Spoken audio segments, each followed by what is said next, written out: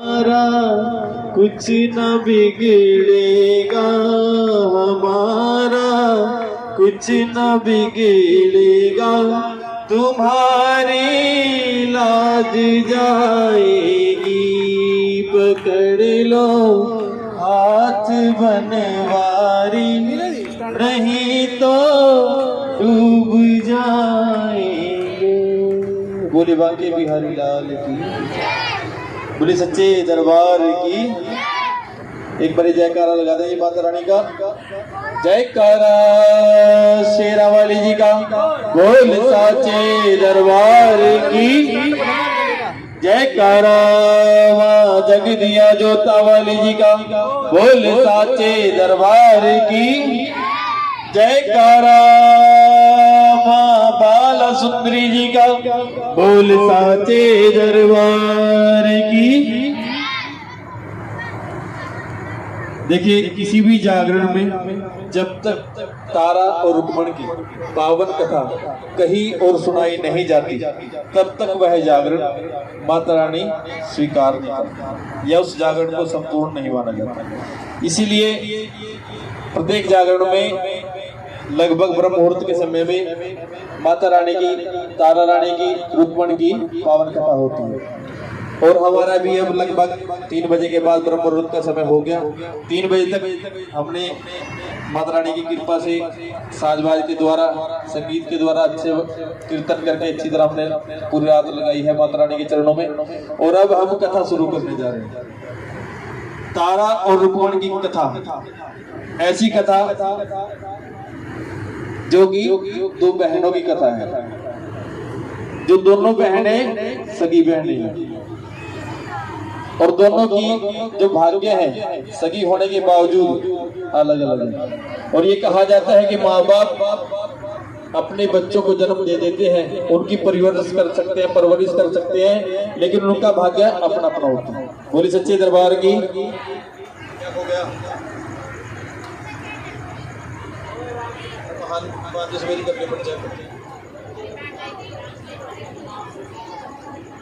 बच्चों का भाग्य अपना अपना होता है। इसी तरह से ये कथा है तारा और रुक्मण की। दोनों ही माँ की भक्तनी है, माँ की पुजारिणी है। और सबसे पहले कथा शुरू करने से पहले महारानी की रैन जगाई जाती है। रैन जगाने का मतलब रात जगाई जाती है। ठीक है जी, रात जगाने का मतलब जैसे किसी को जगाते हैं सुबह के समय। ठीक है जी। वैसे तो माता रानी कभी सोती नहीं। माता रानी की पावन जोत 24 घंटे जग रही है, यहाँ भी जग रही है शाम से, और ज्वाला जी में निरंतर जग रही है, पता नहीं कितनी सदियों से जग रही है। तो माता रानी कभी सोती नहीं। लेकिन जागरण की जो प्रथा है उसके अनुसार महारानी को इस समय ब्रह्म मुहूर्त में रैन जगाई जाती है। ठीक है जी। और रैन जगाते हुए महारानी से क्या निवेदन करते हैं, आप भी साथ में थोड़ा थोड़ा बोलना। ठीक है जी, बोलोगे? चाय नहीं पी क्या? बोले सच्चे दरबार की। अच्छा एक बार हाथ उठा दो जी, जिनको अभी भी नींद आ रही चाय पीने के बाद।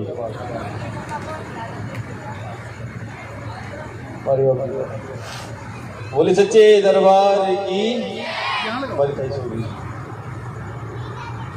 हमारी ताई सोगी ठा देना। चल कोई बात नहीं, सो चलो जी। माता रानी का ध्यान करके माता रानी से निवेदन करना माता रानी। और कहते हैं, जागो मात निद्रा दो साधन को धीर, जो जन तेरी करे आराधना, उनके सुखी राखो शरीर। गोरख हटड़ी जागे, जागे कुल जहान, दिल्ली शहर तेरा भैरव जागे, नगर कोट हवाई। और महारानी से निवेदन करते हैं कि जाग पहाड़ा वालिए तेरा जागण वेला हो या उठ, जाग पहाड़ा वालिए तेरा जागण वेला हो या। थोड़ा थोड़ा बोल ले गुरुजी आप। काहे का भवानी तेरा अंग ना लिपावा, काहे भवानी तेरा अंग ना लिपावा, काहे का चौक पुरावा, भवानी तेरा जागण वेला होया। उठ जाग पहाड़ा वाली माँ तेरा जागण वेला होया। हरा हरा गोबर तेरा अंगना लिपावा, हरा हरा गोबर तेरा पावा। गज मोती चौक पुरावा, भवानी तेरा जागण वेला होया। उठे जाग पहाड़ा वाली माँ तेरा जागण वेला होया। और देखिए एक रात जो हमने माता रानी के नाम लगाई ना, उसके कितने पहर होते हैं? 4 पहर। 4 पहर दिन के, 8 पहर का दिन और रात होता है। 4 पहर में से 3 पहर अब तक बीत चुके, ठीक है जी। 3 बजे तक 3 पहर जो बीत चुके, चौथा पहर अब है। और इसी तरह से देखा जाए तो हमारी जिंदगी के भी 4 ही पहर होते हैं, ठीक है जी। बचपन, थोड़े जवान, उसके बाद प्रौढ़ बोलते हैं। प्रौढ़ का मतलब ना जवान ना बूढ़ा, ठीक है जी। तीसरी अवस्था और चौथी बुढ़ापा। तो हमने माता रानी से निवेदन करना है कि हमने आज रात में जो ये सारी रात 4 पहर आपके चरणों में लगाए हैं, इसी तरह से हमारी जिंदगी के भी 4 पहर आपके चरणों में लग जाएं। और उन्हें एक एक पहर के अनुसार हमें महारानी हमें क्या वर दीजिएगा, क्या आशीर्वाद दीजिएगा, ठीक है जी। साथ में बोलना चाहो तो बोले सच्चे दरबार की। पहले पहर तेरा किया जो भजन माँ, पहले पहर तेरा किया जो भजन माँ। दीजो दीजो बुद्धि प्रकाश, भवानी तेरा जागण वेला होया। उठ जाग पहाड़ा वाली माँ तेरा जागण वेला होया। दूजे पहर तेरा किया जो भजन माँ, दूजे पहर तेरा किया जो भजन माँ। दीजो दीजो भक्ति का दान, भवानी तेरा जागण वेला होया। उठ जाग पहाड़ा वाली माँ तेरा जागण वेला होया। तीसरे पहर तेरा किया जो भजन माँ, तीसरे पहर तेरा किया जो भजन माँ। दीजो दीजो अन्न धन दान, भवानी तेरा जागण वेला होया। उठ जाग पहाड़ा वाली माँ तेरा जागण वेला होया। चौथे पहर तेरा करूँगा भजन माँ, चौथे पहर तेरा करूँगा भजन माँ। दीजो दीजो मुक्ति का दान, भवानी तेरा जागण वेला होया। उठ जाग पहाड़ा वाली माँ तेरा जागण वेला होया। प्रथमे उपजयो आप नारायण, दूजे सावल माई, तीसरे उपजो 3 देव, चौथे सकल संसार, 5वें उपजो 5 पांडव, छठी कृष्ण भगवान, 7वें उपजो 7 दीप, 8वें अष्टभुजी माई तेरा जागण वेला होया। उठ जाग पहाड़ा वाली माँ तेरा जागण वेला होया। 9वें उपजयो 9 नराते, 9वें उपजियो 9 नवराते, 10वें 10 अवतार, भवानी तेरा जागण वेला होया। उठ जाग पहाड़ा वाली माँ तेरा जागण वेला होया। 11वें उपजियो 11 रुद्र माँ, 11वें उपजियो 11 रुद्र माँ। 12वें 12 मास, भवानी तेरा जागण वेला होया। उठ जाग पहाड़ा वाली माँ तेरा जागण वेला होया।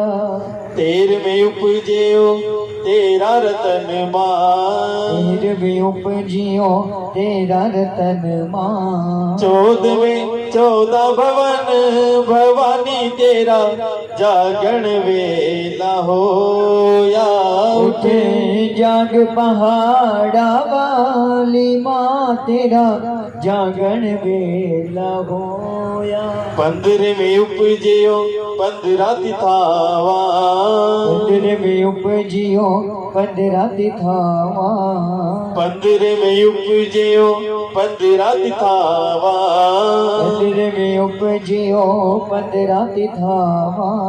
16 कला संपूर्ण मेरी माता जागरण वेला होया। उठ जाग पहाड़ा वाली माँ तेरा जागरण वेला होया। बोल साचे दरबार की जय। देखिए, जैसे हमने आज जागरण रचाया ना माँ का, ऐसे ही जागरण रचाया था किसने? ध्यानु भगत जी ने। ठीक है, अपने जागरण में महारानी को बुलाया था, जैसे हम आधी रात को बुला रहे हैं। ऐसे ही जब उसने महारानी को बुलाया, आधी रात को महारानी ने जब उसकी आवाज सुनी तो महारानी चलने के लिए तैयार होगी। कहाँ? ध्यानु के घर पे।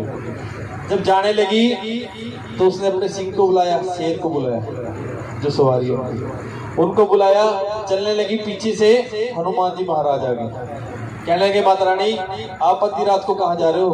मुझे भी साथ ले चलो। महारानी बोली कि मैं तो अपने भगत के घर जा रही हूँ, जिसने मेरा जागरण कराया। ठीक है जी। और इसको पेट में या अरदास में कैसे कहेंगे? बोले सच्चे दरबार की। अद्धी अद्धी रात माने सिंह बुलाया। आधी आधी रात माने सिंह बुला लिया। सिंह बुलाया, शेर बुलाया। सिंह बुलाया, शेर बुलाया। और हनुमान जी कहते हैं, कहाँ चली अधी रात मेरी माता? कहाँ चली आधी रात मेरी माता? ओ माँ कहती है, भगत मेरे ने जागरण कराया। भगत मेरे ने जागरण कराया। भगत मेरे ने यज्ञ रचाया। भगत मेरे ने यज्ञ रचाया। वहीं चली अधी रात भवानी तेरा जागरण वेला होया। उठ जाग पहाड़ा वाली माँ तेरा जागरण वेला होया। लांगुर वीर मादी अर्जा करदा। जंगल वीर मादी अर्जा करदा। लांगुर कौन? लांगुर जी कौन है? हनुमान जी महाराज। माँ की अर्ज कर रहे हैं, निवेदन कर रहे हैं। लांगर वीर मादी अर्जा करदा। जंगल वीर मानो अर्जा करदा। अर्जा करदा बिनता करदा। अर्जा करदा बिनता करदा।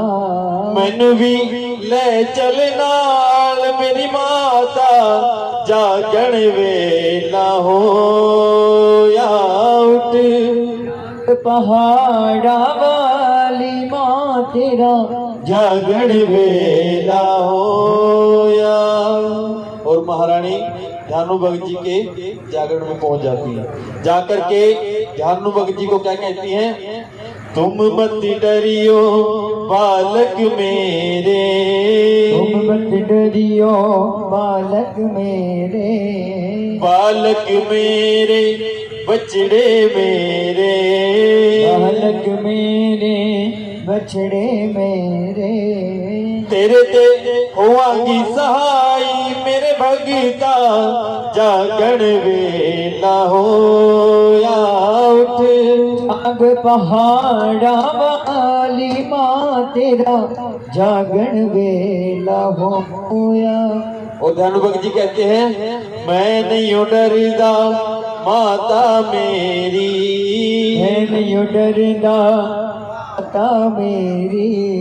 माता मेरी चोलिया वाली माता मेरी चोलिया वाली मैनू तेरे नाम दया धार भवानी तेरा जागण वेला होया उठ जाग पहाड़ा वाली माँ तेरा जागण वेला वेला होया।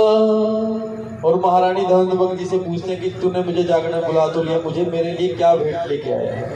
हंस हंस पूछ दी माता मेरी हसरज पूछ दी माता मेरी माता मेरी चोलिया वाली माता मेरी चोलिया वाली क्या मेरी भेंट ले आया मेरे भगता जागरण वेला होया।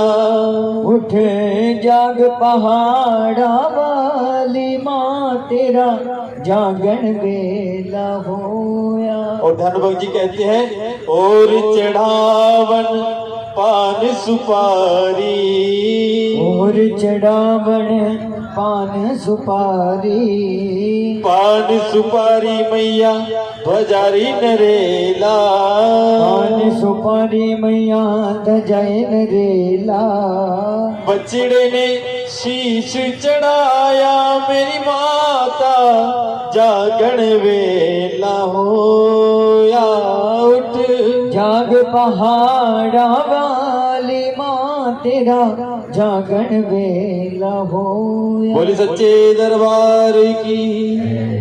क्योंकि जब माता रानी ने भेंट मांगी थी ना कि ध्यानु भक्त अगर तू मेरा भक्त है सच्चा तो मुझे क्या दे सकता है, तो ध्यानु भक्त ने कहा था महारानी मेरे पास और तो कुछ नहीं, और तो क्या दूंगा, 5 सुपारी ध्वजा नारियल तो सभी लेके आते हैं, मैं अपना शीश चढ़ा देता हूँ आपके पास। बोले सच्चे दरबार की। चलो जी माता रानी को निवेदन करते हैं। छोटा साल के माता रानी वैसे तो देखो सारी रात भी निवेदन कर ही रहे हैं, कभी बगड़ में ये कभी कुछ कभी कुछ है, तो छोटा सा निवेदन है माता रानी कभी थोड़ा टाइम निकाल के भी जिस समय में से हमारे घर भी आया करो फुर्सत में, ठीक है जी।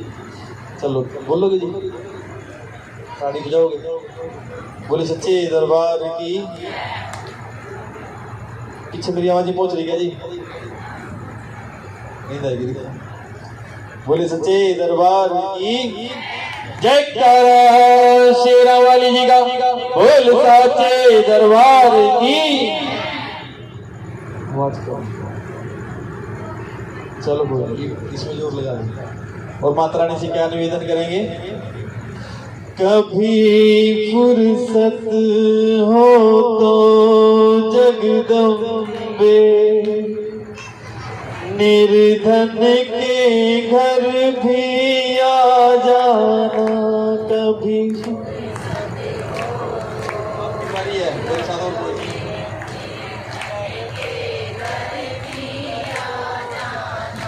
जो रूखा सूखा दिया हमें कभी उसका भोग लगा जाना।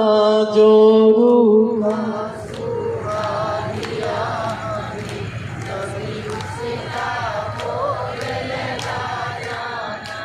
ना छत्र बना सका सोने का, ना चुनरी घर मेरे तारों जड़ी, ना पेड़े बर्फी में वाह माँ बस श्रद्धा है नैन बिछाए खड़ी। इस श्रद्धा की रख लो लाज है माँ, मेरी अर्जी को ना ठुकरा जाना। जो रूखा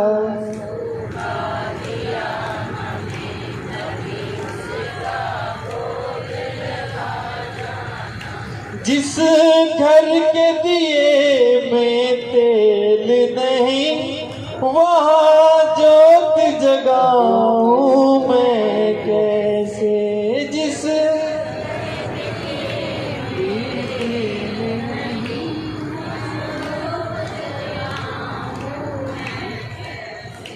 मेरा खुद ही बिछौना धरती पर तेरी जाऊं मैं कैसे, जहाँ मैं बैठा वहीं बैठ के माँ बच्चों का दिल बहला जाना, जो रूठा सूखा दिया हमें कभी उसका भोग लगा जाना। तू भाग्य बनाने वाली है माँ, मैं तकदीर का मारा हूँ। तू भाग्य बनाने वाली है माँ, मैं तो तकदीर का मारा हूँ। हे दाती संभालो भिखारी को, आखिर तेरी आँख का तारा हूँ। मैं दोषी तू निर्दोष है माँ, मेरे दोषों को तू भुला जाना।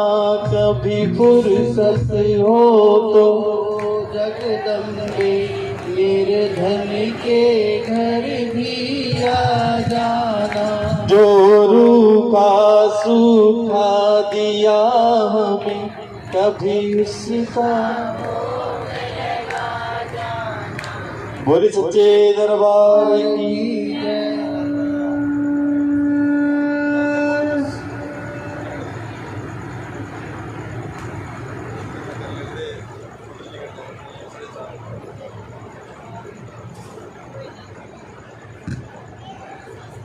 आप बोलते हो चलो मैं आगे नहीं गाने का फिर और कथे कथा सुना दूंगा। बोले सच्चे दरबार की। चलो कथा शुरू होती है प्राचीन काल में इंद्र जी महाराज के दरबार से। ठीक है, इंद्र जी महाराज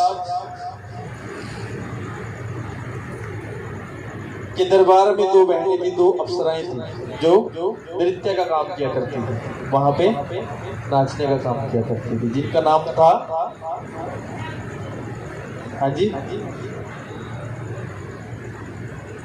सैन का और मैन का नाम था, सैन का और मैन, और दोनों बहनें ही माता रानी की पूजा करती थी। और कहते हैं एक तारा एक रुक्मण दोनों ही माँ की पुजारन, अंतर क्या दोनों ही बहनों में बोलो, अंतर क्या दोनों ही बहनों में बोलो। एक प्रेम दीवानी एक दर्श दीवानी, एक प्रेम दीवानी एक दर्श दीवानी।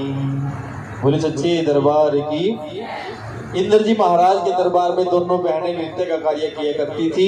एक बार नृत्य करते करते दोनों अपनी ताल से बेताल हो गई। ताल से बेताल हो गई तो इंद्र जी महाराज को बड़ा क्रोध आया। क्रोध में आकर के इंद्र जी महाराज ने दोनों बहनों को श्राप दे दिया और क्या बोल दिया कि तुम दोनों का जहां भी इस समय ध्यान है, तुम जहां कहीं भी तुम्हारा इस समय ध्यान है वहीं पर जाकर बस जाओ। बोले सच्चे दरबार की। और उन दोनों बहनों का ध्यान उस समय कहाँ था? मृत्युलोक पर। और मृत्युलोक कहाँ है? हाँ जी ना तो पूछ लो। मृत्युलोक किसको कहते हैं जी? बोले मृत्युलोक कहते हैं पृथ्वीलोक को, धरती को। ठीक है जी। मृत्युलोक क्यों? मृत्युलोक क्यों? क्योंकि यहाँ जिसने भी जन्म लिया ना वो जरूर मृत्यु को प्राप्त होगा। चाहे उसमें इंसान की बात नहीं, चाहे उसमें चाहे लोहा भी है, कितना मजबूत से मजबूत फौलाद दो, एक न एक दिन वो भी खत्म हो जाएगा। ये पृथ्वी ऐसा लोक है जहां पर मृत्यु सच्चाई है। बोले सच्चे दरबार की। और दोनों बहनें कहाँ पहुंच जाती हैं? मृत्युलोक में। मृत्युलोक में पहुंचकर भी दोनों बहनें माता रानी की बड़ी भक्तनी थी, माता रानी का पूजन पाठ किया करते थे। और एक दिन एकादशी का व्रत आया। कौन सा व्रत? और कौन सी एकादशी का? निर्जला एकादशी का। ठीक है जी, निर्जला एकादशी का व्रत आया। दोनों ही बहनों ने निर्जला एकादशी का व्रत किया। जब व्रत किया तो बड़ी बहन ने छोटी बहन को कहा कुछ पैसे दे करके कि तू बाजार चली जा और जो पूजन का सामान है जो शाम को चाहिएगा व्रत खोलने के लिए तू दे करके आ जा। छोटी बहन पैसे लेके बाजार में चली गई। बाजार जा करके दुकानदार को पैसे देके जो भी सामान लेना था लेने के लिए जो भी अपना बोलना था बोल दिया। दुकानदार सामान लेने के लिए अंदर चला गया। सामान लेने के लिए। वो बेचारी बाहर खड़ी थी, उसके सामने एक चावलों की बोरी पड़ी थी। उसके सामने क्या पड़ा था? चावलों की बोरी। कथा किसी ने सुन रखी पहले वैसे?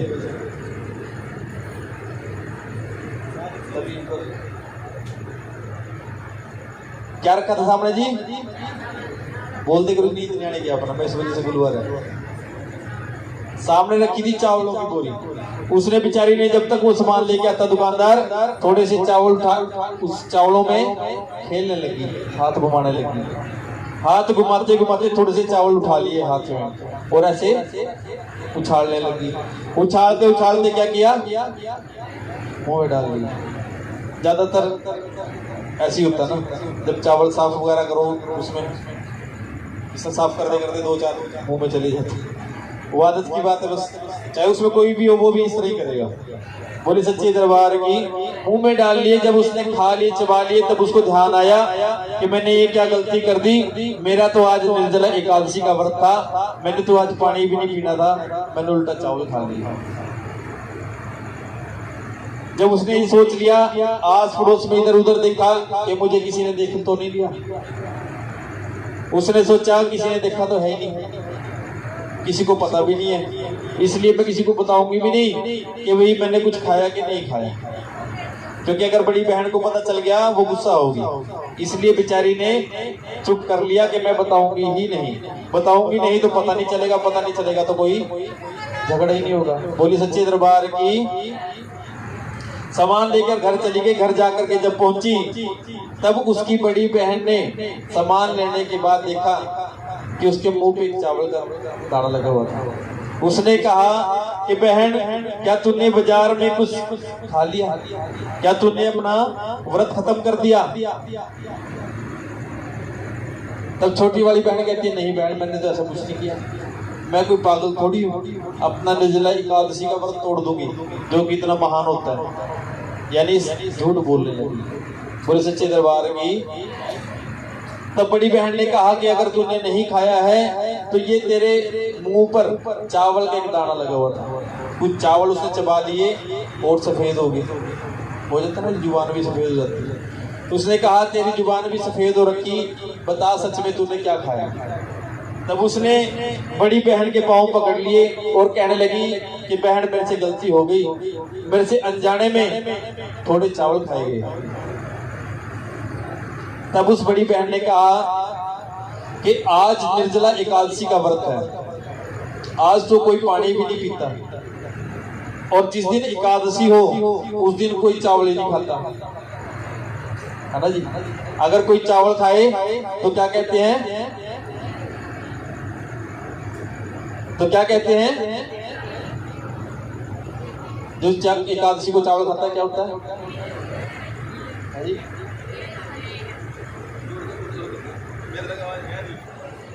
कहा जाता है कि जो एकादशी को चावल खाता है वो कीड़े मकोड़े खाता है, ऐसे ही है जी।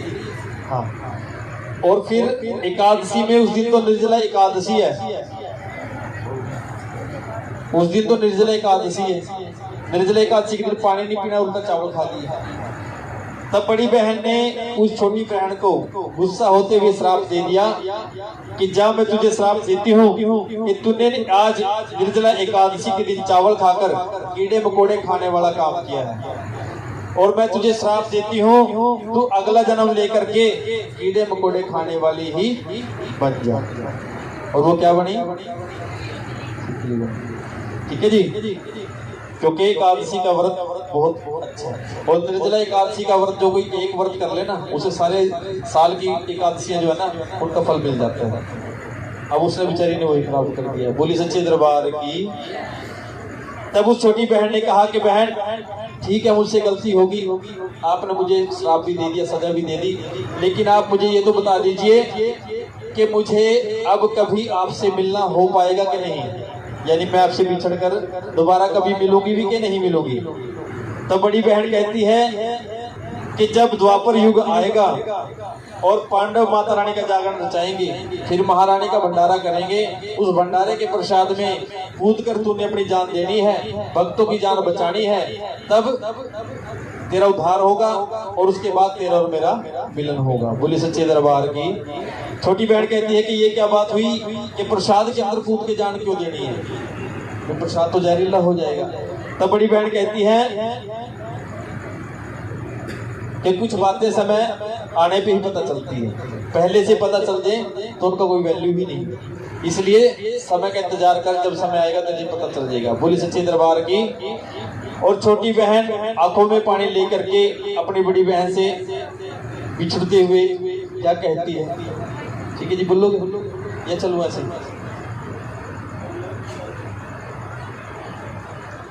कहती है हम तुमसे जुदा होके मर जाएंगे रो रो के, मर जाएंगे रो रो के, बहना ओ बहना, बहना ओ बहना, हम तुमसे जुदा। ये तो गाने के ऊपर बनाए तो वैसे भी याद करने की जरूरत नहीं, तो थोड़ा थोड़ा बोलो। हम तुमसे जुदा होके मर जाएंगे रो रो के, मर जाएंगे रो रो के, बहना ओ बहना, बहना ओ बहना। और कहती है माना मैंने पाप किया, तूने मुझे श्राप दिया, माना मैंने पाप किया, तूने मुझे श्राप दिया, किस्मत ने दिए धोखे, हमसे है हुए धोखे, हम तुमसे जुदा होके मर जाएंगे रो रो के, मर जाएंगे रो रो के, बहना ओ बहना, बहना ओ बहना। बोले सच्चे दरबार की। कथा समझ में भी आ रही नहीं? हाँ जी, कथा समझ में आ रही? आती है?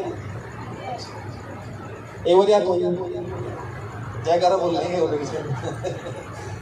जयकारा शेरावाली जी का, बोल साचे दरबार की।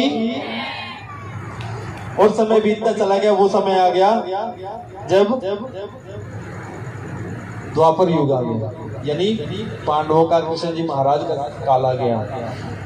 जब पांडवों का राज आया तो पांडवों को एक बड़ी बीमारी लगी थी। आपको पता है कि उनको क्या बीमारी लगी थी? जुआ खेलने की।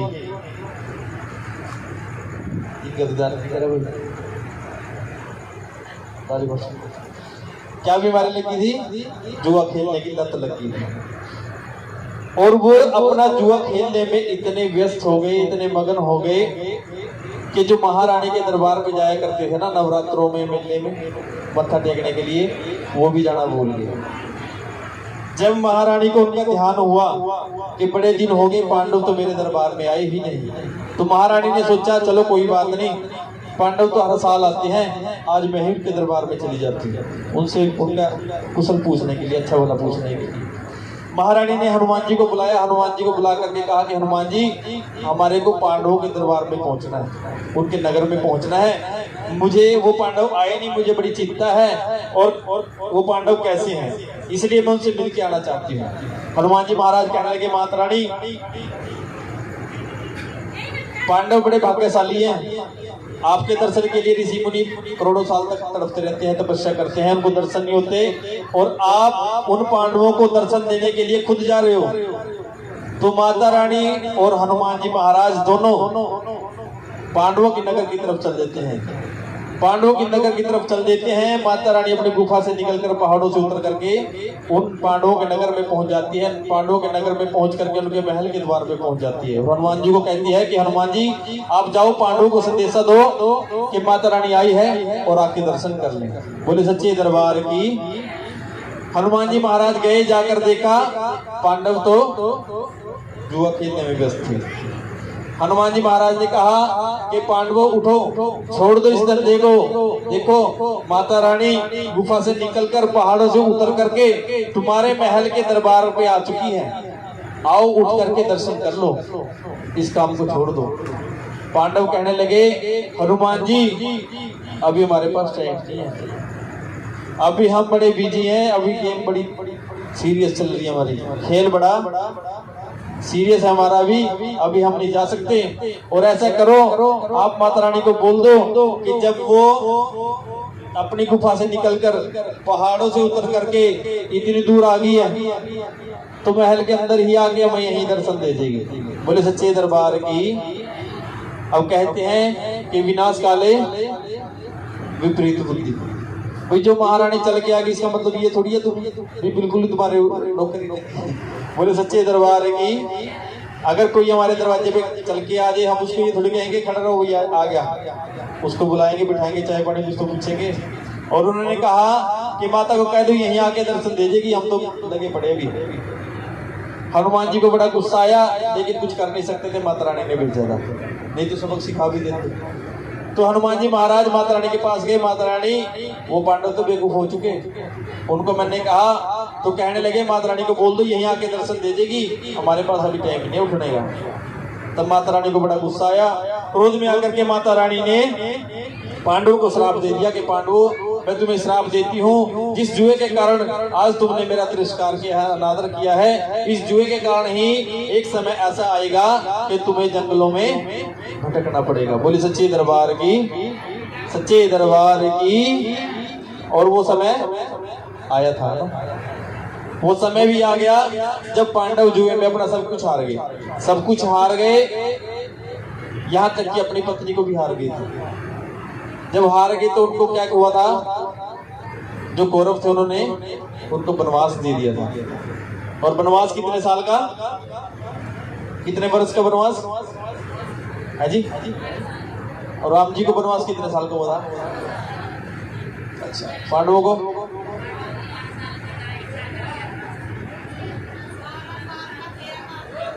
हाँ जी ठीक है, 12 साल का वनवास, 1 साल का अज्ञातवास। 12 साल वनवास का मतलब वनों में वास करो, ठीक है, जंगलों में वास करना। 1 साल अज्ञातवास का मतलब अज्ञात रूप में रहना, किसी को पहचान में नहीं आना। बोले सच्चे दरबार की। पांडव बेचारे जंगलों में रहने लगे। जंगलों में भटकते भटकते एक दिन उनको ध्यान आ गया कि माता रानी हमारे दरबार पे आई थी, हमने उनके दर्शन नहीं किए, कहीं इसी वजह से तो हमें जंगलों में नहीं भटकना पड़ रहा। क्योंकि कहते हैं कि जब इंसान को ठोकर लग जाती है ना, तब बुद्धि आती है। बोली सच्चे दरबार की। पांडवों को ध्यान आया, जाके अपनी माँ को बताया। पांडवों की माँ कौन है जी? नाटक क्या कर सकती है? माता कुंती को बताया। जब माता को बताया, माता कुंती कहने लगी, पांडवों तुमने बड़ा बुरा कर दिया, महारानी खुद आई, तुमने उनके दर्शन को निकार दिया, फिर तुम्हें कौन बचाएगा? तब कुंती माता कहती है कि अभी भी एक उपाय है, तुम ऐसा करो, महारानी की गुफा पे जाओ, वहां उनसे निवेदन करो, प्रार्थना करो, माँ बेशक रूठ जाए लेकिन ऐसा नहीं कि भाई बच्चों को बिल्कुल ही बुला देगी। तुम अगर समय याचना करोगे तो महारानी जरूर मान जाएगी। इस क्योंकि पूत कपूत हो सकते हैं, माता कभी कुमाता नहीं होती। पांडवों के दिमाग में बात आ गई।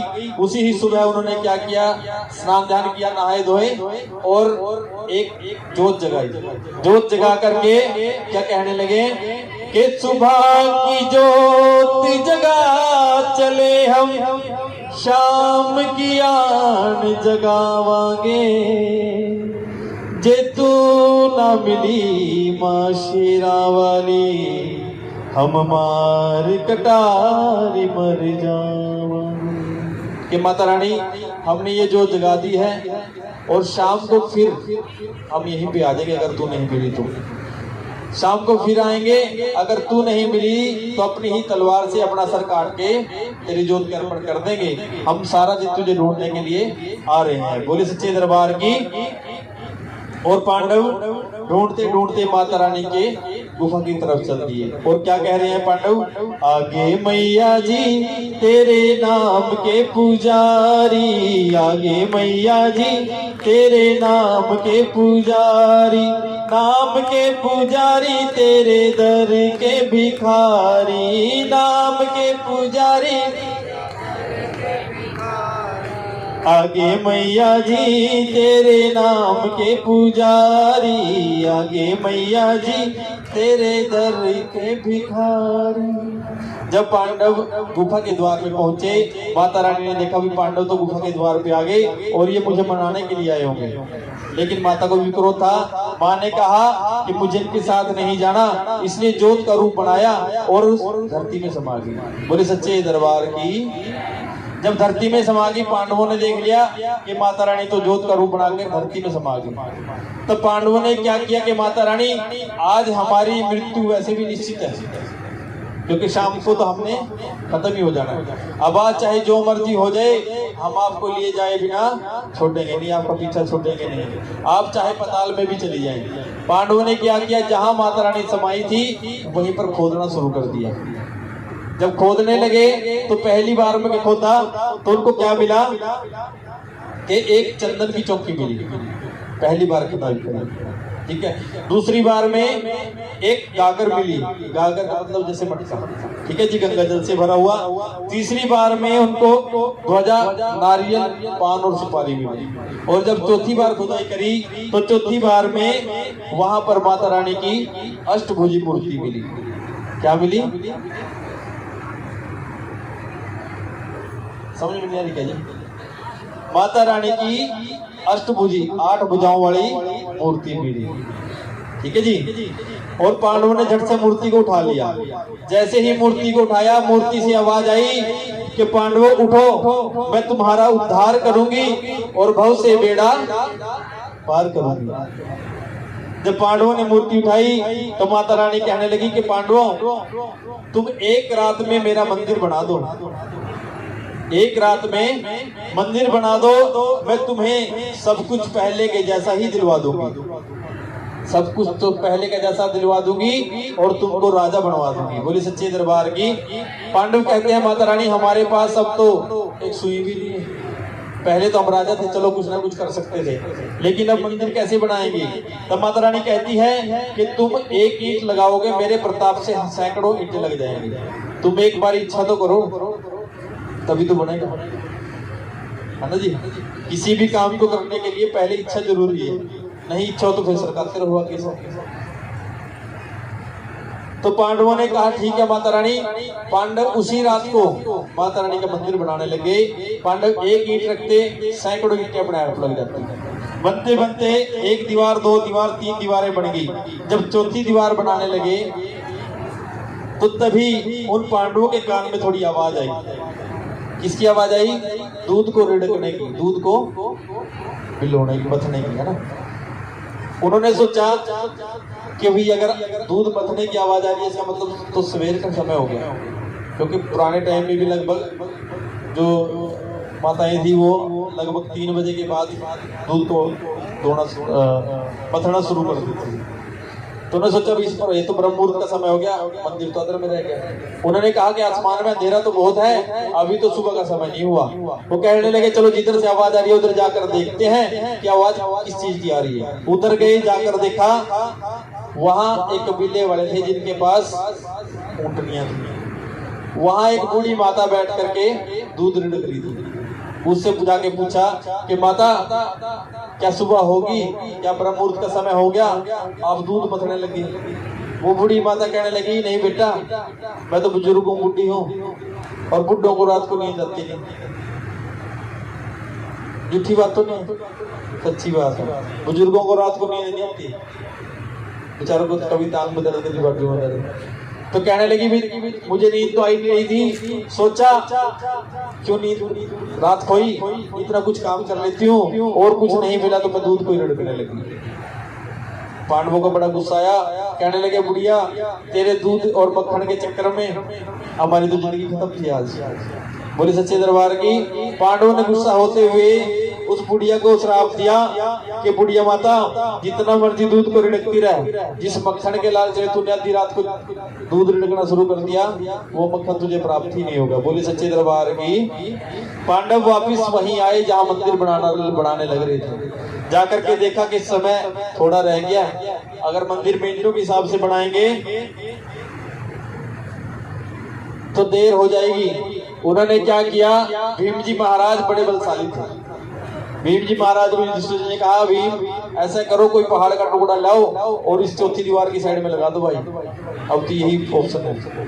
भीम जी महाराज गए, पहाड़ का टुकड़ा उठा करके इस चौथी दीवार के सहारे लगा दिया, चौथी दीवार की जगह लगा दिया। तो जो 3 दीवारें बनी हुई थी उनके ऊपर पहाड़ का वजन आने से क्या हो गया, वो मंदिर सीधा बढ़ते बढ़ते थोड़ा सा टेढ़ा हो गया, और उस मंदिर को आज भी टेढ़ा मंदिर ही कहते हैं। बोले सच्चे दरबार की। अब पांडवों ने मंदिर बना दिया और रात को फिर उन्होंने माता रानी का जागरण रचाया जैसे हमने किया, ठीक है जी। और अगले दिन उन्होंने महारानी का भंडारे का आयोजन किया।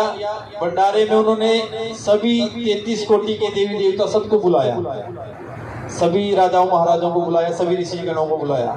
एक ऋषि जिनका नाम था दुर्वासा, उसको बुलाना भूल गए और वो बड़ा गुस्से वाला था, उसको बुलाना भूल गए।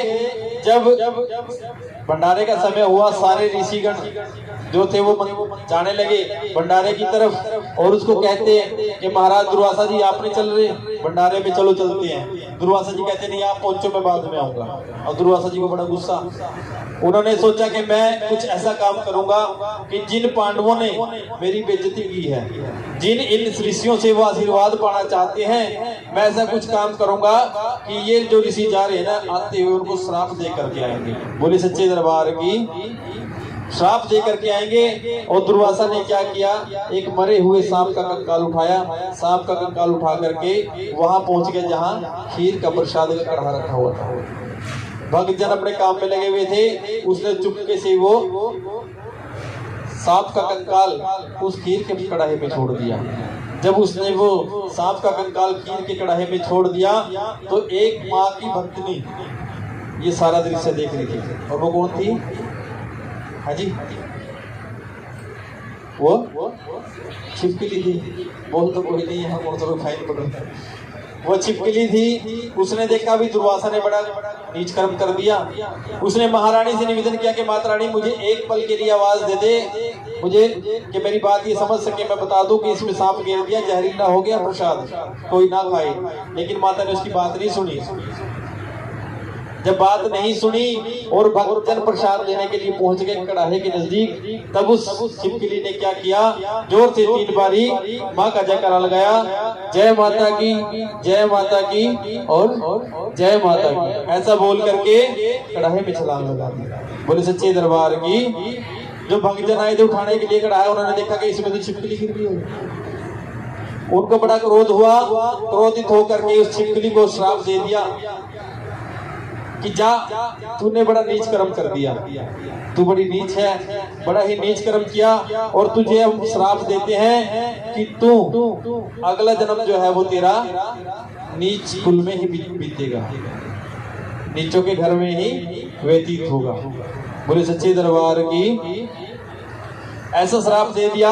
और उन महात्माओं ने क्या किया कि वो खीर का कढ़ाई उठाया, जंगल में गए, जंगल में खड्डा खुदवाया, उस खड्डे में जाकर के उस कढ़ाई को पलटवा दिया कि ताकि कोई और ना खाए, जहरीला हो गया। पलटा, जब पलट दिया उस खीर के प्रसाद को, तो जो सांप का कंकाल था वो कहाँ गया? ऊपर आ गया। जब वो सांप का कंकाल ऊपर आया और ऋषि गणों ने देखा कि भाई इस खीर के अंदर तो छिपकली ही नहीं, खाली सांप भी पड़ा है, तब कहने लगे कि ये छिपकली जरूर कोई माँ की भक्त है, जिसने हमें बहुत बड़ा पाप करने से बचा लिया। बेचारी ने अपनी जान दे दी, सबकी जान बचा ली।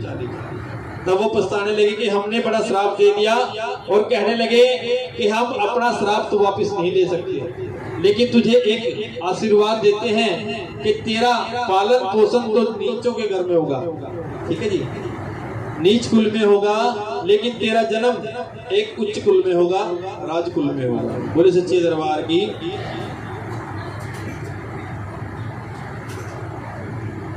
बोले सच्चे दरबार की।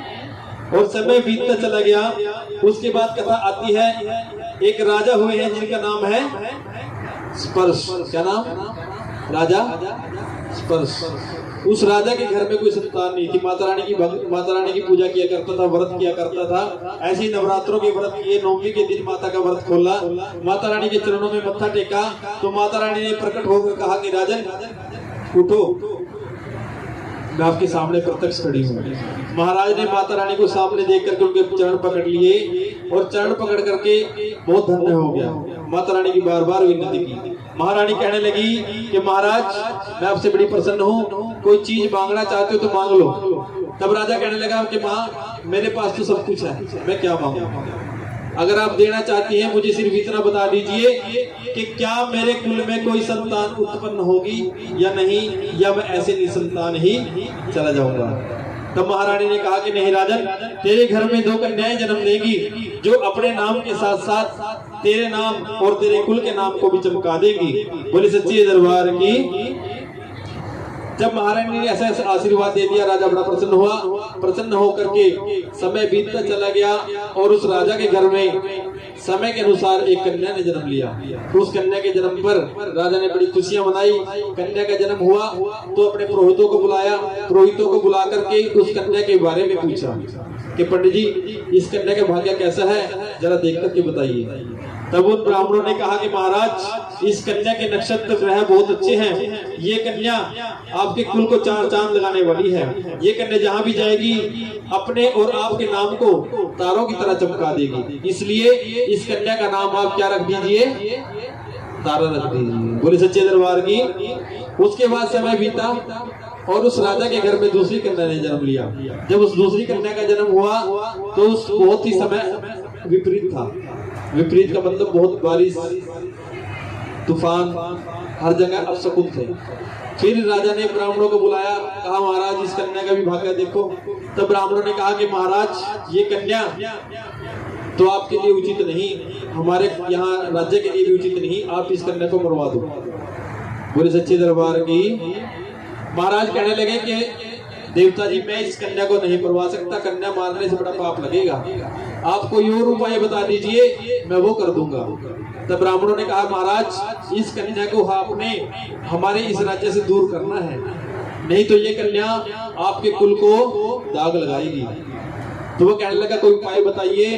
तब ब्राह्मणों ने कहा महाराज एक लकड़ी की पेटी बनाइए, उसके ऊपर हीरे जवाहरात लगवा दीजिए, अंदर कन्या को लटा दीजिए और पानी में बहा दीजिए। जिस भी किसी के हाथ ये पेटी लगेगी वो हीरे मोतियों के लालच में पकड़ लेगा और इस कन्या को पाल लेगा। बोले सच्चे दरबार की। राजा ने वैसा ही किया, लकड़ी की पेटी बनवाई, उसके ऊपर बहुत से हीरे जवाहरात लगवाए, हीरे जवाहरात लगवा करके और नदी के किनारे चला गया। उस कन्या को उस पेटी में लिटा दिया, लिटा करके पानी में बहा दिया। बोले सच्चे दरबार की। पानी में बहा दिया। वो पेटी जो संदूक था बहते बहते उस राज्य से निकल करके दूसरे राज्य में पहुंच गई। बोली सच्चे दरबार की। दरबार की। एक बार हाथ उठाना जी जिनको थोड़ी थोड़ी चाय पीनी है। बोले सच्चे दरबार की। आप आलस दिखा रहे फिर चाहिए करो भी और। बोले सच्चे दरबार की। जयकारा श्री राम जी का। बोल सच्चे दरबार की जय। जब दूसरे राज्य में पहुंच गई, उस पेटी को वहां पहुंचते पहुंचते ब्रह्म मुहूर्त का समय हो गया, जैसे अब सुबह का समय है। उसी समय उस नदी के किनारे एक पंडित जी आकर के बेचारे स्नान कर रहे थे। स्नान करते करते पंडित जी की नजर उस पेटी में पड़ गई। पेटी में नजर पड़ गई, पंडित ने सोचा पकड़ लेता हूँ, लेकिन पंडित जी पकड़ नहीं पाए, बेचारे तैरना नहीं आता था। तब उन्होंने आसपास देखा कि कोई और मिल जाए जिससे पकड़वा लूं मैं संदूक को। तब उसने एक भील को बुलाया कि भाई सुन, वो देख नदी में एक संदूक जा रहा बहता हुआ, इसको पकड़ करके ला दे मेरे को। तब वो भील कहने लगा, महाराज पकड़ के तो ले आऊंगा, लेकिन मुझे क्या मिलेगा, मैं इतने संकट में भी जाऊंगा, इतना रिस्क भी लूंगा नदी में जाकर।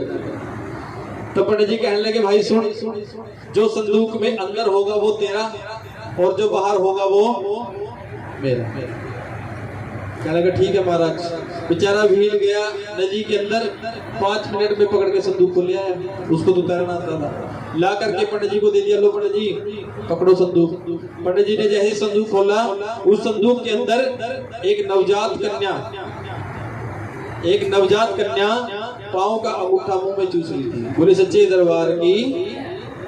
पंडित जी ने कहा, देख भाई, मैंने तेरे को पहले ही कहा था, जो अंदर होगा तेरा और जो बाहर होगा वो मेरा, इसलिए तू ये कन्या ले जा, बाकी संदूक में ले जाऊंगा। वीर कहने लगा, महाराज मुझे हीरे जवाहरात चाहिए भी नहीं, आप मुझे कन्या ही दे दो, मेरे घर में कोई संतान नहीं है और हम तो हमारे लिए तो यही सबसे बड़ा चीज है। बोले सच्चे दरबार की।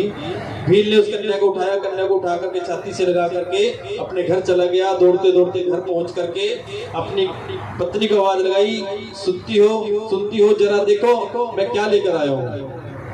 ये बात सुनकर के उसकी पत्नी बाहर आई, देखा एक कन्या को हाथ में लिया हुआ है, गोदी में लिया हुआ है। कहने लगी कि आप हर रोज किसी न किसी का बच्चा उठा कर ले आते हो, हम थोड़ी देर के लिए उससे खेल लेते हैं, उसके बाद उसके माँ बाप आते छीन के ले जाते हैं, हम फिर से तड़पते रह जाते हैं, इसलिए आप ऐसा करो, इस बच्चे को जिसका भी है उसको दे आओ। तब वो फिर कहता, नहीं पागल, ये किसी और का बच्चा नहीं, ये तो खुद गंगा मैया ने हमें दिया है, ये हमारी बच्ची है, इसे हमने ही पालना है। बोली सच्चे दरबार की। तब उसकी पत्नी ने भी उस बच्ची को अपने सीने से लगा लिया और उन दोनों ने उस बच्ची का नाम रख दिया रुक्मण। और समय के अनुसार वो बेचारी रुक्मण बीतते बीतते 16 वर्ष की हो गई। ठीक है जी। और उसकी जो बड़ी बहन थी, उसकी बड़ी बहन कौन थी? तारा, रानी नहीं हुई बड़ी, तारा। तो उसकी बड़ी बहन थी तारा, तो वो उससे भी 1 साल बड़ी थी। वो भी बेचारी जवान हो गई। उसके पिता राजा स्पर्श ने उस तारा का जो रिश्ता था उसकी शादी हरिपुर शहर के राजा हरिश्चंद्र के यहाँ कर दी। तारा की विदाई हो गई। तारा की विदाई लेकर के महलों में जाकर के रहने लगी,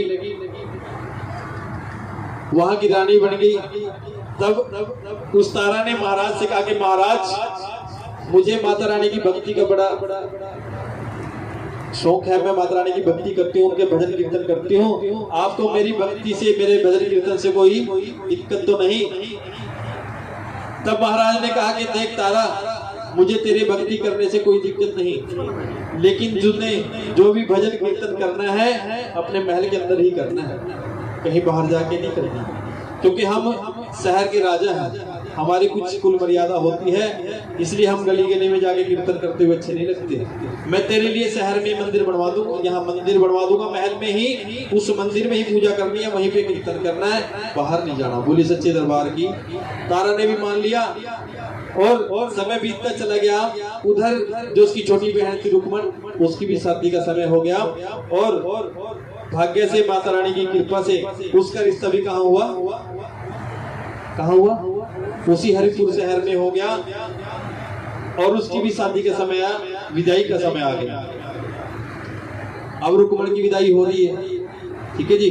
और जब किसी भी कन्या की विदाई हो तो सब बड़े भावुक हो जाते हैं, माँ बाप भी रोने लग जाते हैं बेचारे, रिश्तेदार भी रोने लग जाते हैं। हाँ जी। और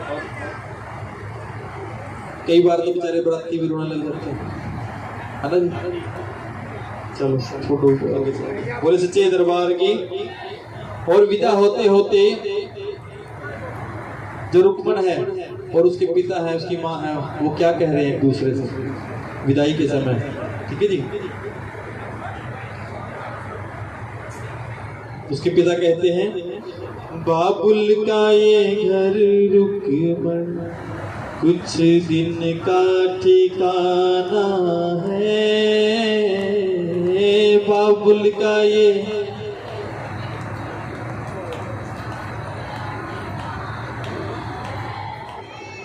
छोड़ तेरी नगरी को, छोड़ तेरी नगरी को, घर पिया का बसाना है, छोड़ तेरी नगरी को, घर पिया का बसाना है। वो पिताजी क्या कहते हैं, वो तेरे बाबुल पे क्या बीत रही, रुक्मण तू ये ना जाने, तेरे बाबुल पे क्या बीत रही, रुक्मण तू ये ना जाने, दस्तूर दुनिया का, दस्तूर दुनिया का हम सबको निभाना है, बाबुल का ये एक दिन का ठिकाना है। बस गाँव नहीं, ये गाँव बोले सच्चे दरबार की। और रुक्मण क्या कहती है, साडा चिड़िया दा चंबावे, बाबुल असा उड़ जाना, साडा चिड़िया दा चंबावे, बाबुल असा उड़ जाना, साडी लंबी उड़ारी वे, साडी लंबी उड़ारी वे, पता नहीं केड़े देश जाना, साडा चिड़िया दा चंबावे, बाबुल असा उड़ जाना।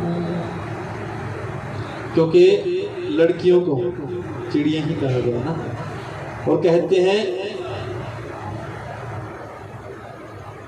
कि लड़कियां चिड़िया होती हैं, पर इनके पर नहीं होते,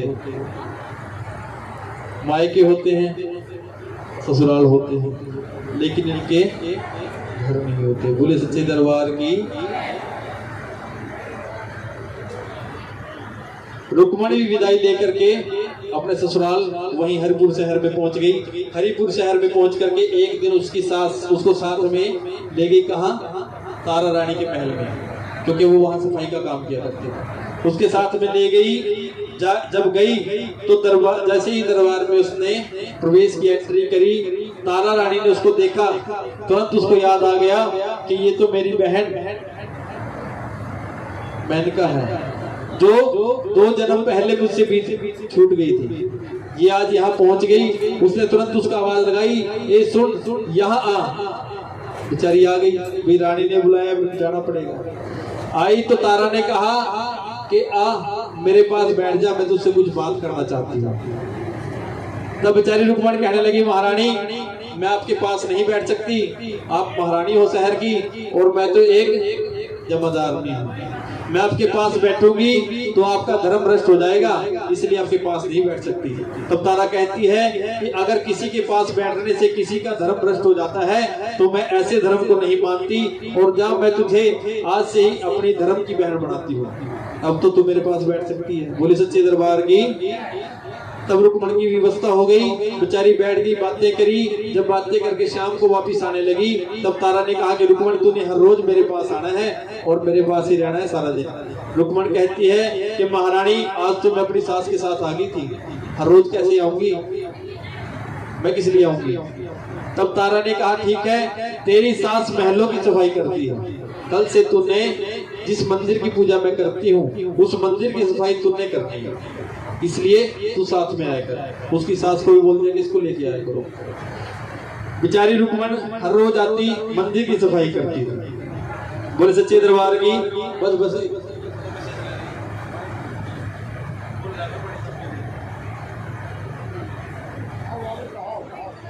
रुक्मण हर रोज सुबह सुबह आकर के मंदिर की सफाई किया करती थी।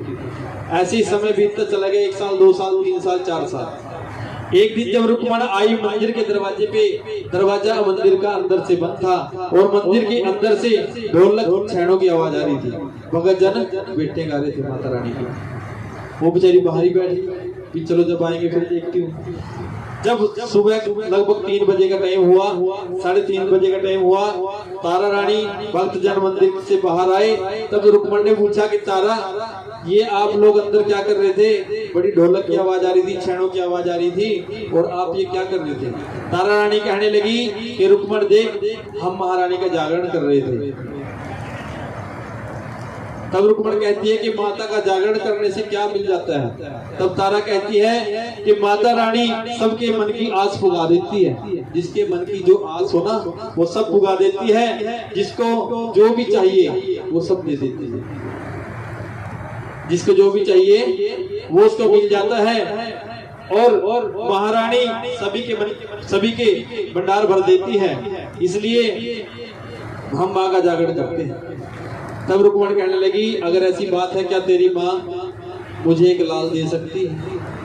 कहने लगी कि मेरी शादी को कई वर्ष हो गए, लेकिन मेरे पास कोई संतान नहीं है, तो अपनी माँ से कहकर मुझे एक लाल दिलवा दे, एक बच्चा दिलवा दे। तब तारा कहती है, कोई बात नहीं, तो ऐसा कर, अपनी संतान के लिए माँ से अरदास कर। उस रुक्मण ने कुछ पैसे अपने हाथ में ले लिए। पैसे लेकर के माता रानी से अरदास करी। तारा रानी ने अरदास कराई। उसकी अरदास कराई कि तारा रानी ने क्या अरदास कराई कि मेरे घर में जब कोई संतान होगी, मुझे पुत्र प्राप्त होगा, तो मैं माता रानी का जागरण कराऊंगी। बोले सच्चे दरबार की। ऐसा करके अरदास रख दी। माता रानी ने उसकी मनोकामना को पूरा किया। और लगभग 1 वर्ष के बाद माता रानी ने उस रुक्मण को एक लाल दे दिया। बोली सच्चे दरबार की। अब रुक्मण उस बच्चे को पाकर बड़ी खुश हो गई, उसकी खुशी में झूम गई और ऐसी बेसुध हो गई कि मंदिर में जाना भी छूट गया, माता रानी की पूजा भी करनी छूट गई और जागरण तो कराना ही कहाँ है। बोले सच्चे दरबार की। ऐसे ही बीतते 1 साल 2 साल 3 साल 4 साल 5 साल बीत गए। जब रुक्मण ने कोई जागरण नहीं कराया, तब माता रानी ने हनुमान जी को याद किया कि हनुमान जी आप जाओ, उस रुक्मण के जो बच्चा है उसको थोड़ा डरा के आ जाओ। बच्चा डर जाएगा, रोएगा, वो किसी से पूछेगी तो कोई ना कोई बता देगा, भाई तेरी कोई सुखना हो तो वो पूरी कर दे, और उनको याद आ जाएगा, वो जागरण करा देगी। हनुमान जी गए, बच्चे को थोड़ा डराया, लेकिन बच्चा थोड़ा ज्यादा डर गया, रोने लगा। रोते रोते चुप ना हो, चुप नहीं हुआ तो उसको बुखार चढ़ गया। बुखार हुआ तो उसके शरीर पे दाने निकल गए, और उसको क्या कहते हैं? छोटे छोटे दाने क्या कहते हैं? अभी माता निकल गई। और कौन सी माता होती है वो? है जी, उसको बोलते शीतला माता। ठीक है जी, या बच्चों वाली माता जिसपे कच्ची लस्सी और वो गुलगुले वगैरह, यानी बच्चों वाली माता या शीतला माता कहते हैं। और नाम शीतल है, लेकिन जिसको हो जाती है ना, पता उसको चलता है कि भी कितनी शीतल है, उसकी हड्डियां भी दर्द करती हैं। बोले सच्चे दरबार की। जब उसके शरीर पे दाने हो गए, बच्चा चुप ना हुए, सभी वैद्य हकीमों डॉक्टरों को दिखा दिया। लास्ट में लेकर के कहाँ गई? तारा के पास गई। तारा को कहने की, देख तारा, माता रानी ने मुझे बच्चा भी दिया इतने दिनों बाद, अब इसको पता नहीं क्या हो गई है, और रोते ही चुप नहीं होता। तब तारा ने ध्यान लगाया, माता रानी से निवेदन किया। तारा को पता चल गया कि इसने जागरण नहीं कराया। तब तारा ने कहा, रुक्मण तूने माँ का जागरण कराने की अरदास कराई थी, तेरा बच्चा 5 साल को हो गया, जागरण करा दे, तेरा बच्चा ठीक हो जाएगा। रुक्मण कहने लगी, महारानी मुझे तो पता ही नहीं जागरण कैसे होता है, क्या होगा क्या नहीं होगा, कौन करेगा। तब तारा ने कहा, तूने कुछ नहीं करना, 1.25 मीटर कपड़ा लेना है, उसमें 1.25 मुट्ठी चावल की, थोड़ा मीठा, थोड़ी हल्दी, थोड़ी दक्षिणा, थोड़ा दूबड़ा रख देना, और उसकी डल बना करके भक्तों को दे देनी है मंदिर में। वो तेरे घर आएंगे, जागरण कर देंगे, तूने कुछ नहीं करना। रुक्मण कहने की ठीक है। रुक्मण घर गई, डल बनाई, डल बना करके मंदिर में गई। मंदिर में जाकर भक्तों को देने लगी कि भक्तों ये पकड़ो मेरे जागरण के डल, और मेरे घर जागरण कर दो, चाहे आज चाहे कल। तब भक्तजन कहने लगे, देवी ठीक है, जागरण तो हम तेरे घर कर दें, लेकिन ये तो बता हमने आना कहाँ है, माता को हम कहाँ लेके आए। तब वो कहने लगी, रुक्मण मेरा नाम है और मैं जमादारों को मोहल्ले में रहती हूँ। तो भक्तजन कहने लगे कि हम तेरे घर नहीं आ सकते, हम तेरे घर नहीं आ सकते, तूने जागरण कराना है यही मंदिर में करा ले भाई। इसको कलम कह रहे थे भाई मंदिर में करा लो। तब वो कहती है नहीं मैंने तो अपने घर पे कराना है, वहीं की सूचना की हुई है। तो भक्तजन कहने लगे भाई हम नहीं करेंगे।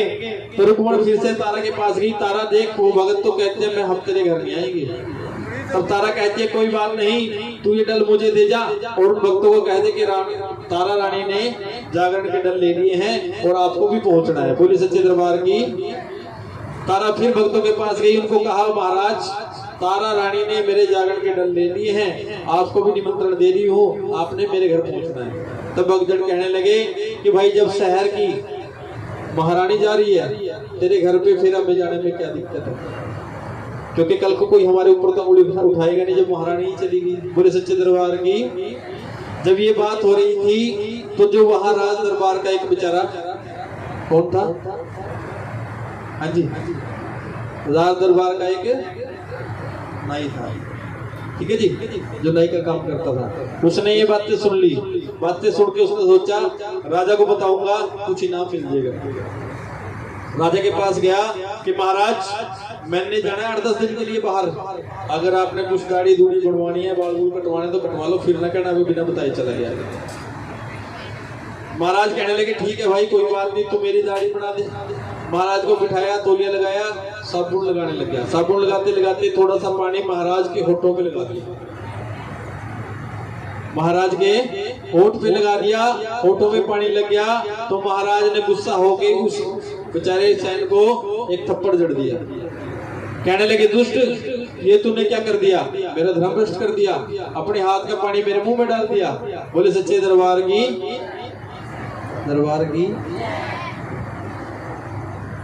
कि मैं अपने हाथ का पानी मेरे मुंह में डाल दिया। तब वो बेचारा कहने लगा महाराज कुर्सी आपकी, तौलिया आपका, पानी भी आपके महल का, मेरा खाली हाथ लगने से आपका धर्म भ्रष्ट हो गया। और कल आज रात को आपकी तारा रानी बिल्लों के घर जागरण में जाएगी, सारी रात ताड़ियां बजाएगी, कीर्तन करेगी, फिर आपका धर्म भ्रष्ट नहीं होगा। जब ये बात राजा ने सुनी, राजा को गुस्सा आया, कहने लगा दुष्ट इस बात पे मैं तेरी गर्दन काट दूंगा। तब कहने लगा महाराज मैं सच बोल रहा हूँ, अगर ऐसी बात नहीं तो आज आप रात को देख लेना। तो राजा ने कहा ऐसा नहीं हो सकता। राजा महल में गया और जाकर के तारा को बोला कि तारा आज मेरे सर में बड़ा दर्द है, तू ऐसा कर अपने पट का सराहना दे और मुझे सुला दे, मेरा सर दबा दे, किसी तरह मुझे नींद आ जाए। तारा ने सोचा कि मुझे तो जागरण में जाना था, महाराज भी आगे, भी कैसे सोएंगे, भी सिर में दर्द वैसे है, अब कैसे जाऊंगी। भगतजन जो थे तो बेचारे अपने ढोलक लेके बजाते बजाते निकल गए फिर जागरण के लिए। तारा ने माता रानी से निवेदन किया महारानी में बड़े धर्म संकट में फंस गई, उधर तो मैंने डल ले लिए और इधर राजा भी आ गया, ये मुझे जाने नहीं देगा, कुछ ऐसा कर महारानी इस राजा को नींद आ जाए जल्दी से और मैं जागरण में जाके वापिस आ जाऊंगा। बोली सच्चे दरबार की।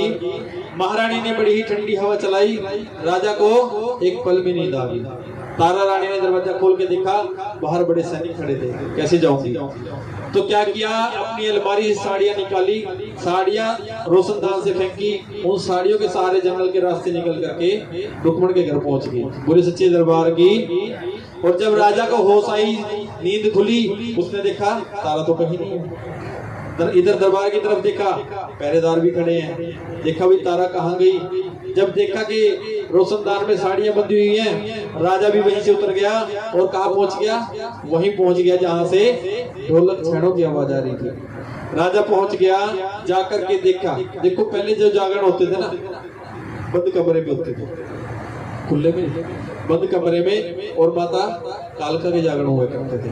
और महाकालका को जब जागरण संपूर्ण हो जाता था तो बकरे की भेंट चढ़ाई जाती थी, ठीक है जी, उनका प्रसाद चढ़ाया जाता था। तो राजा ने देखा जब दरवाजे तो बंद थे, किसी एक सुराग से उसने ध्यान लगा के देखा अंदर कि तारा और रुक्मण दोनों खड़ी हुई माता रानी को मांस का भोग लगा दिया। चलो भोग लगा दिया।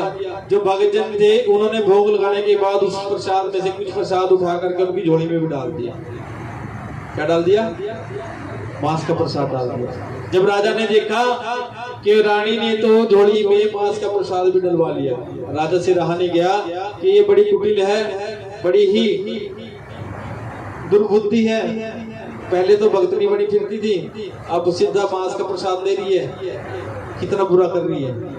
राजा दरवाजा तोड़ के अंदर चला गया, जाकर के तारा के पल्ले को पकड़ लिया और कहने लगा कि तारा दिखा तेरी झोली में क्या भर रखा तुमने। बोले सच्चे दरबार की।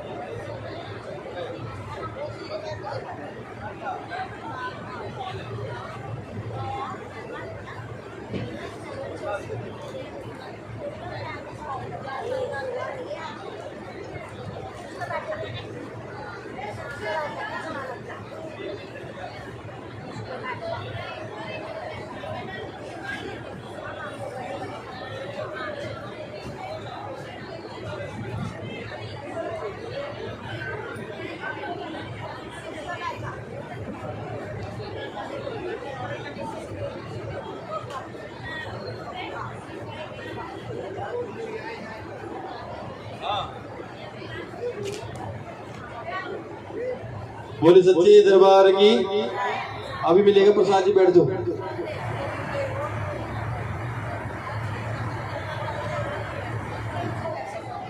तब राजा ने तारा की झोली पकड़ ली कि तारा दिखा तेरी झोली में क्या है। तारा कहने लगी महाराज मेरी झोली में कुछ नहीं, माता रानी का प्रसाद है। तब महाराज कहने लगे नहीं, अभी मैं देख के ही मानूंगा। जब तारा ने झोली दिखाई तो जो मांस का प्रसाद था वो क्या बन गया, पंचमेवे का प्रसाद बन गया, बट्टे का प्रसाद बोलते हैं। तब राजा कहने लगा कि तारा तू बड़ी जादूगरनी है, अभी मेरे सामने ही तूने झोली में मांस का प्रसाद डलवाया था और एक ही पल में तूने उसको बदल दिया, बड़ा जादू है तुझमें, तू तो कोई जादूगरनी है। तब तारा कहती है नहीं महाराज मैंने कोई जादू नहीं किया, ये तो मेरी माँ की शक्ति का प्रभाव है, मैं तो माँ की भक्ति करती हूँ और ये माँ की शक्ति है जिसकी वजह से ये सब हुआ है। तब राजा कहने लगा कि अगर ऐसी बात है तो मैं भी तेरी माँ की शक्ति को देखना चाहता हूँ।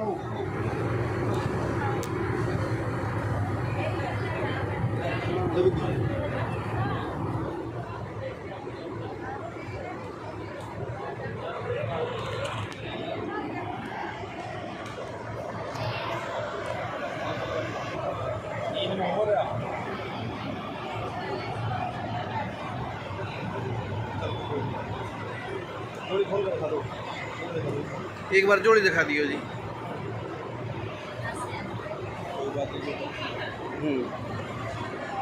बोले सच्चे दरबार की। चल राजा कहने लगा कि मैं तेरी माँ की शक्ति को देखना चाहता हूँ। तब तारा कहती है महाराज माँ की शक्ति को देखना इतना आसान नहीं। अगर माँ की शक्ति को देखना है तो माता रानी का जागरण रचाओ और फिर उसमें माता रानी का भोग लगेगा, तब आपको पता चलेगा। बोले सच्चे दरबार की। राजा ने वैसे ही किया। अगले ही दिन अपने घर पे जागरण रख लिया और वो समय आ गया जब माता रानी को भोग लगाना था। तब तारा रानी ने कहा महाराज इस समय माता रानी को भोग लगाना है और जो आपको सबसे प्रिय वस्तु हो उसके मांस का भोग लगेगा। बोले सच्चे दरबार की। राजा को एक अपना घोड़ा बड़ा प्यारा था, नीले रंग का घोड़ा बड़ा प्यारा था। राजा ने क्या किया, अस्तबल में गया, उस घोड़े का सर काट करके उसके मांस के टुकड़े करके थाल में लेके आ गया। कहने लगा ले तारा माता रानी को भोग लगा दे। तारा कहती है महाराज ये क्या कर दिया, एक बेजुबान की बेचारे की बलि दे दी, ये तो किसी और का बच्चा है। अगर आपने माता रानी की शक्ति को देखना है, अगर माँ की शक्ति को देखना है तो अपने बेटे का मांस लेके आओ, फिर पता चलेगा। बोले सच्चे दरबार की। माँ का आजमाना चाहते हो तो अपने बेटे का मांस देकर प्रसाद बना कर लाओ, फिर पता चलेगा। राजा को बड़ा गुस्सा आया। राजा गुस्से में भर करके गया और अपने बेटे के कमरे में चला गया। तलवार से अपने बेटे के भी टुकड़े कर करके लेके आ गया, लेकर आया और तारा को देकर कहने लगा ले तारा माता रानी को भोग लगा दे, मैं ले आया। तारा रानी कहने लगी महाराज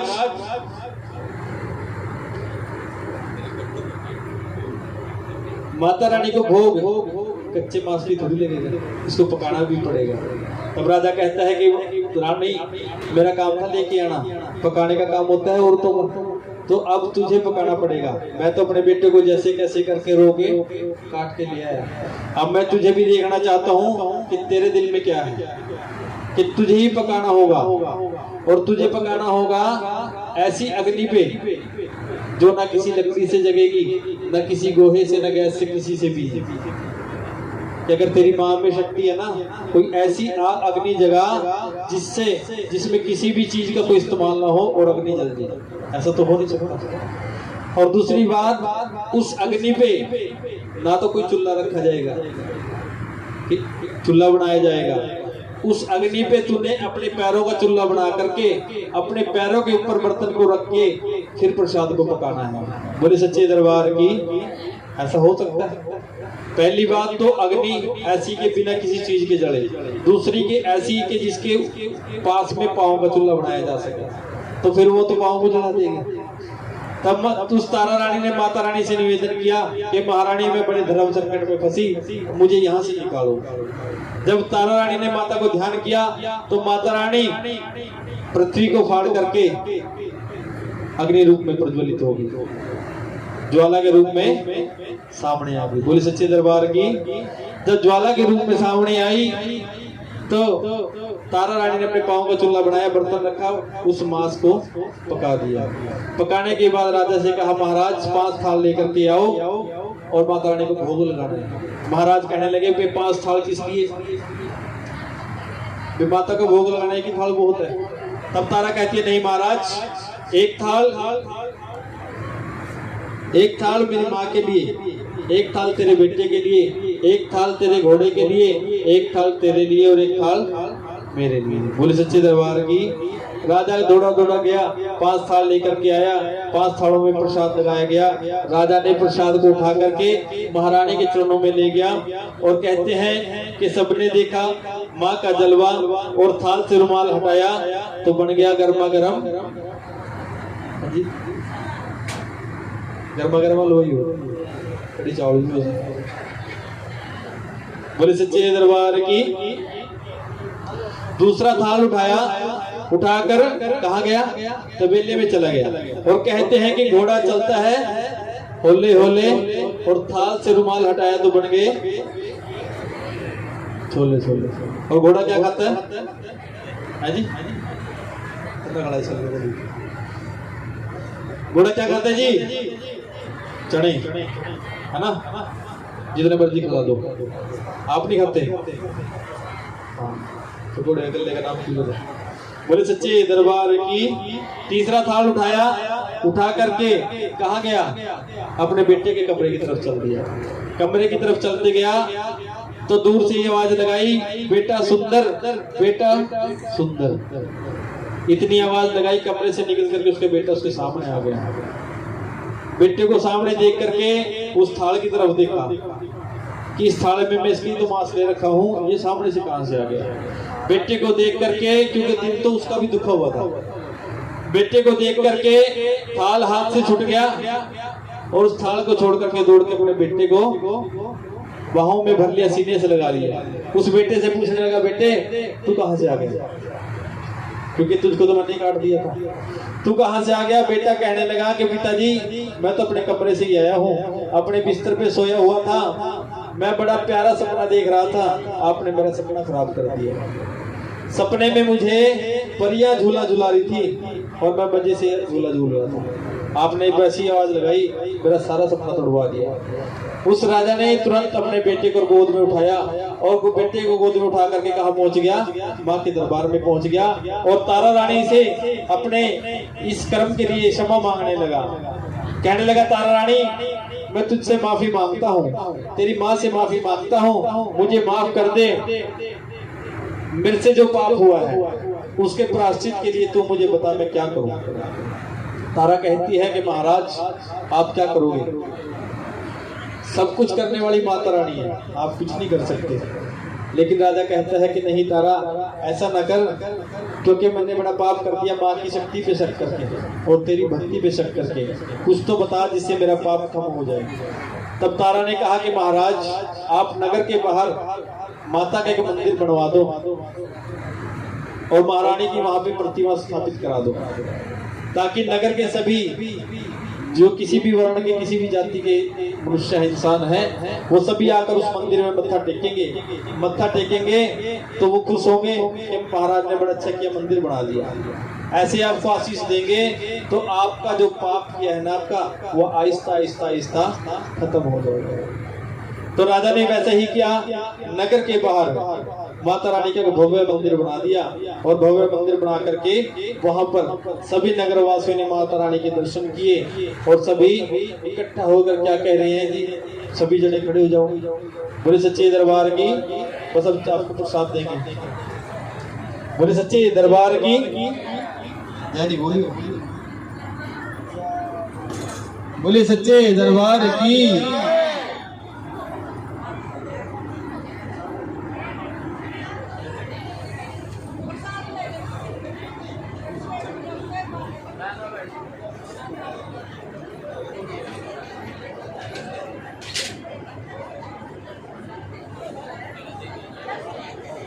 बोले सच्चे दरबार की। और सभी इकट्ठा होके क्या कह रहे हैं महारानी से,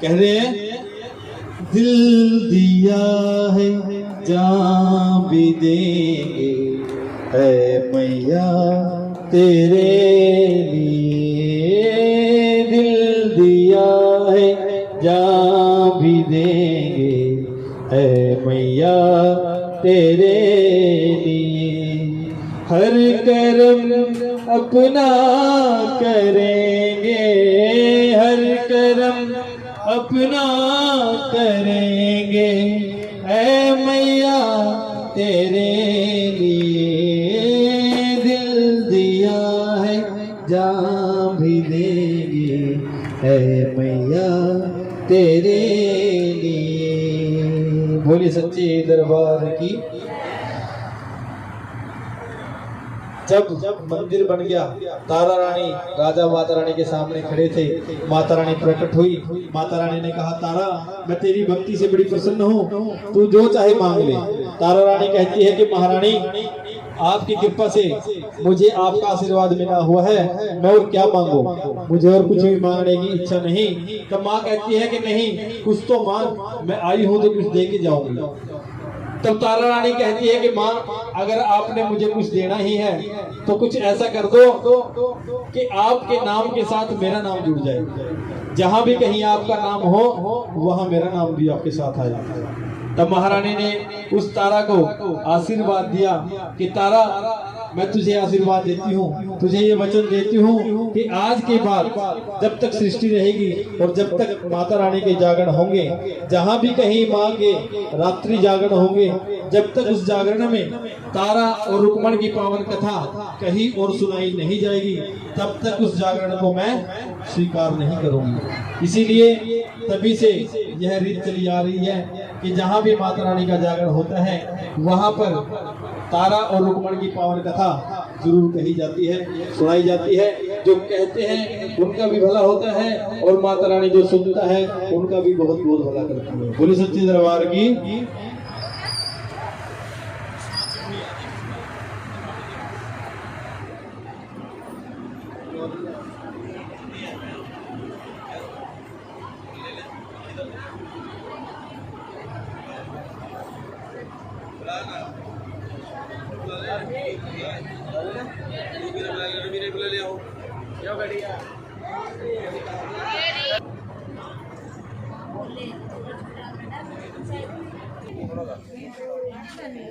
बोले सच्चे दरबार की।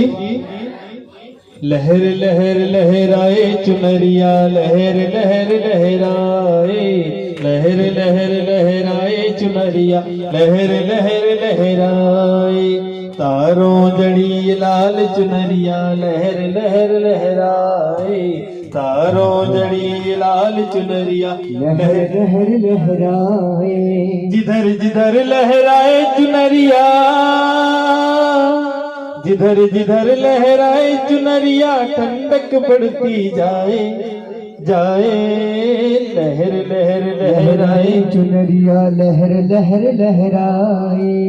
लाल लाल चुनरी सितारों वाली, सितारों वाली, जिसे ओढ़ कर आई है माँ शेरा वाली।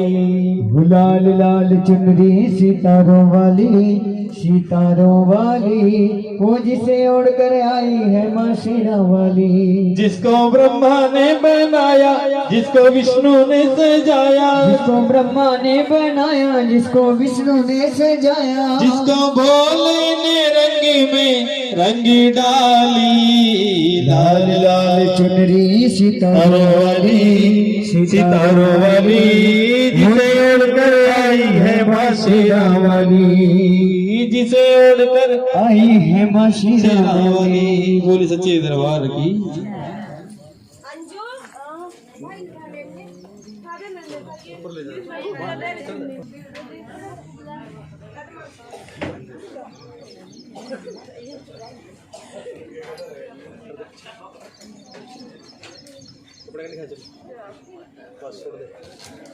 बोले सच्चे दरबार की।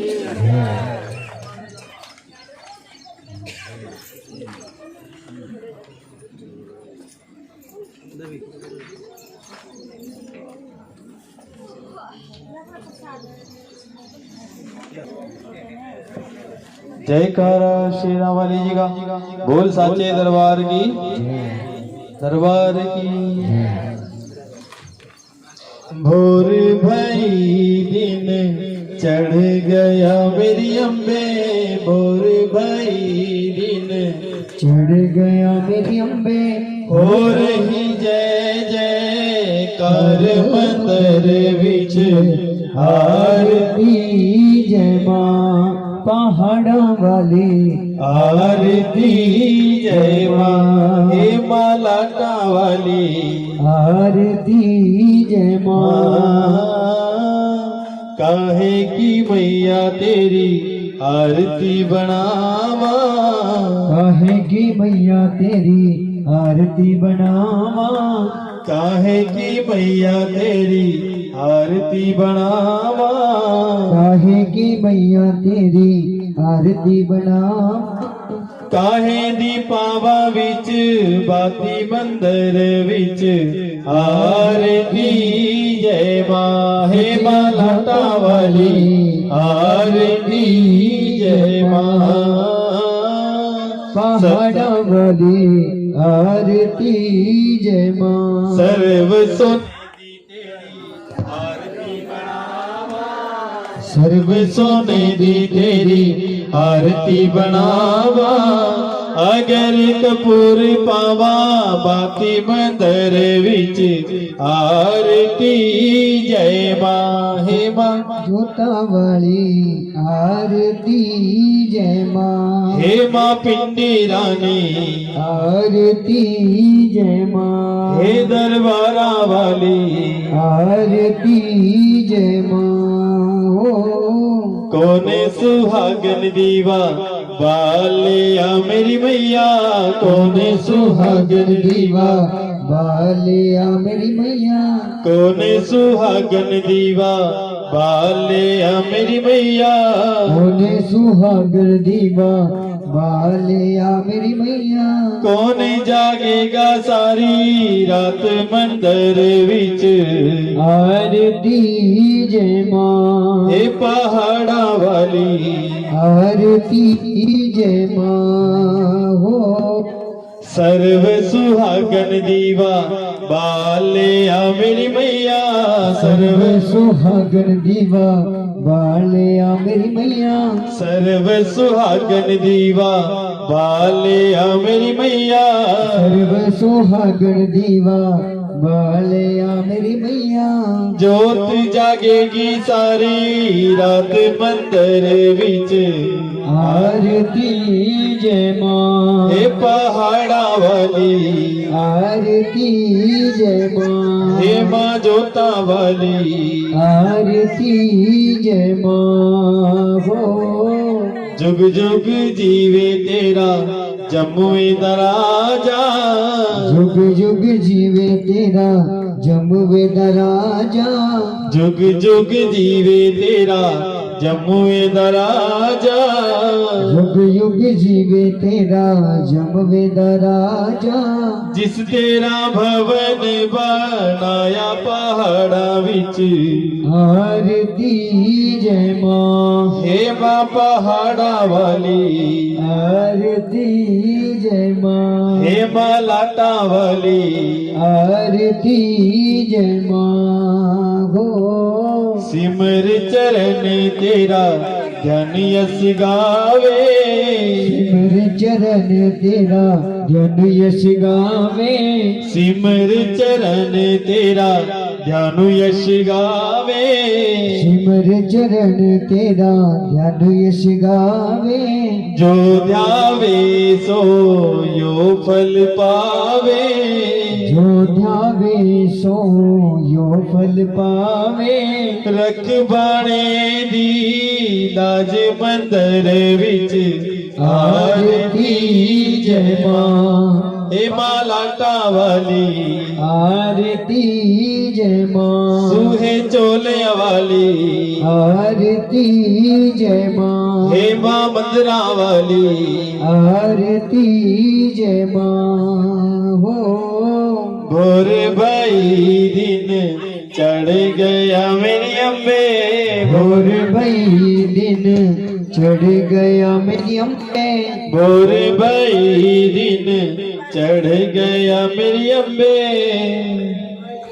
दिन चढ़ गया मेरी अम्बे हो रही जय जयकार मंदिर विच आरती जय मां हे पहाड़ा वाली आरती जय मां हे मां पिंडी रानी आरती जय मां काहे की मैया तेरी आरती बनावा काहे की मैया तेरी आरती बनावा काहे की मैया तेरी आरती बनावा काहे की मैया तेरी आरती बनावा काहे की पावा विच बाती मंदिर विच आरती जय मां सचिया जोता वाली आरती जय मां हे मां लाटा वाली आरती जय मां सोने मंदिरा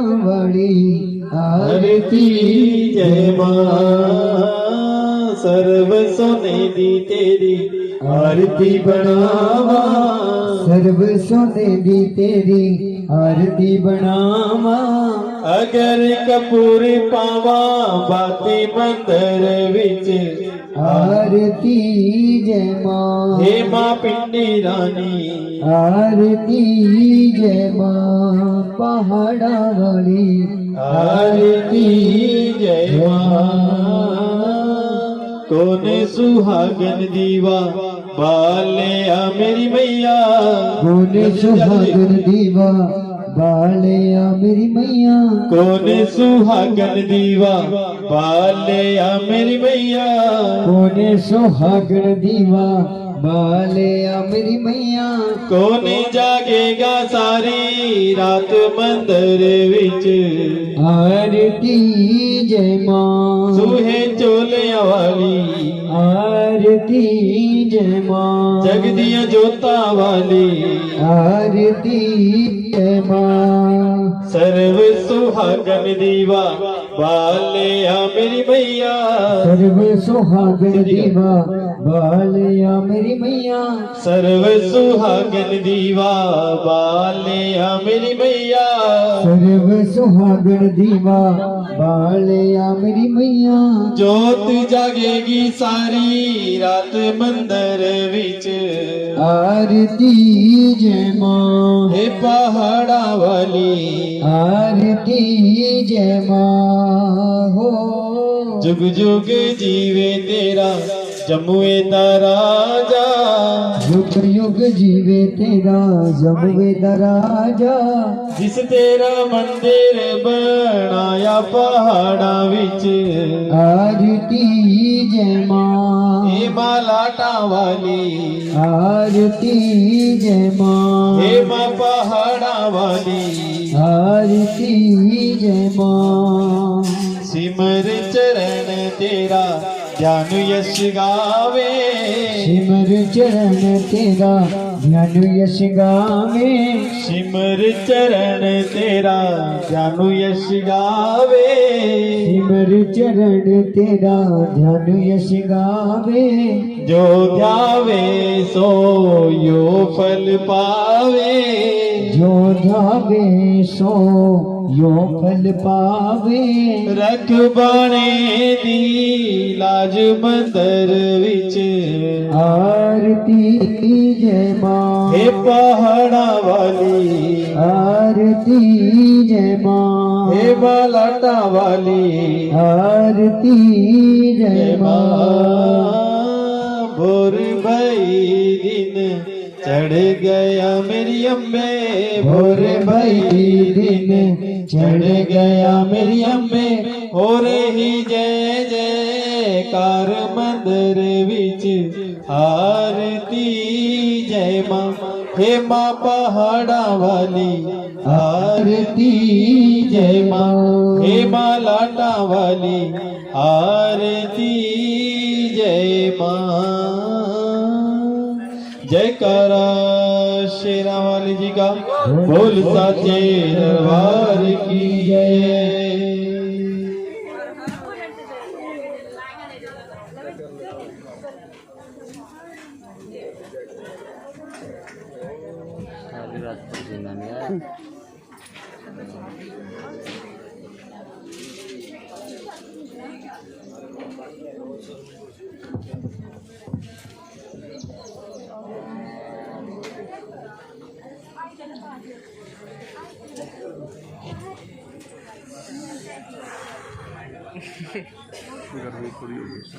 माता रानी की कृपा खत्म होगी।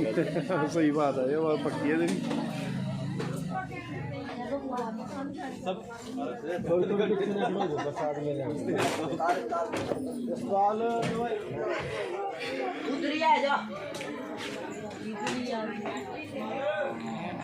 पीछे पीछे होकर बैठ जाओ इसमें थोड़ा, लेकिन जब पूजन होएगा उसके बाद